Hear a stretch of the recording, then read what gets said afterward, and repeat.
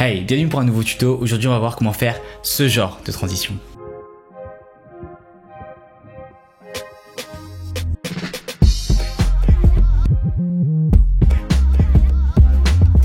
Ok, donc 2 minutes au compteur et c'est parti. Donc pour faire ça, on va avoir besoin de 3 techniques. La première, vous allez voir, c'est de rajouter des petits effets qu'on appelle des sweeps ou alors des effets de transition qui vont permettre de faire la belle transition entre les deux parties. Donc en fait, avant de mettre tous ces effets, voilà ce que j'ai.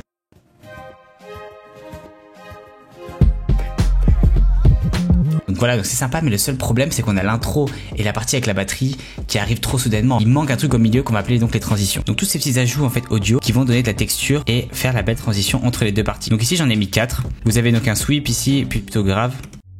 Celui-ci c'est mon préféré personnellement, c'est vraiment une espèce de basse qui augmente. Ici il y a un autre sweep. Ici il y a un premier snare roll. Et l'autre snare roll qui est un peu plus dans le délire un peu trap.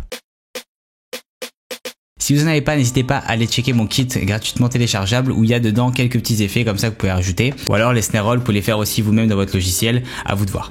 En tout cas, quand on mélange les trois maintenant, voilà ce qu'on a.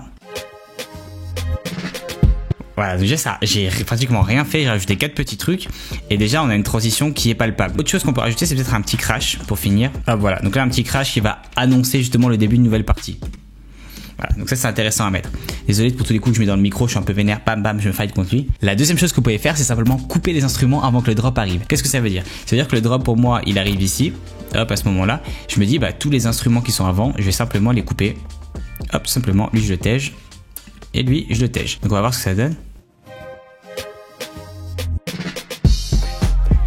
Voilà, donc là l'effet est encore plus palpable, c'est cool. Et ça c'est important de le faire aussi pour l'artiste qui va rapper dessus parce que ça lui laisse de la place pour lâcher sa punchline. Généralement c'est à ce moment-là que le mec va se dire ok, faut que je lâche le truc le plus important du morceau. Donc voilà, c'est important aussi pour l'artiste qui va le rapper dessus. Dernière petite astuce, c'est le fait de rajouter un petit filtre qui va progressivement s'ouvrir et laisser les hautes fréquences venir. Donc je vous montre ça. Putain, comment il s'appelle? Là c'est ce qui arrive quand tu te rappelles plus du nom de tes effets.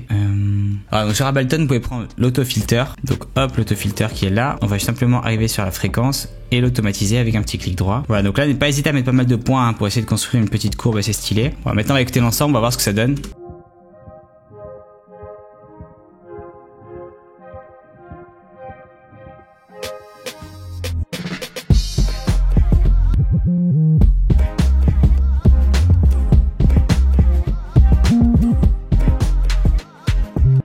Voilà les amis, 3 petites techniques pour améliorer vos transitions. Je suis content d'en sortir pas mal des petites vidéos comme ça, donc n'hésitez pas à vous abonner si vous voulez en voir d'autres, à commenter et un petit like, ça fait toujours plaisir. Moi je vous dis à la prochaine, peace out.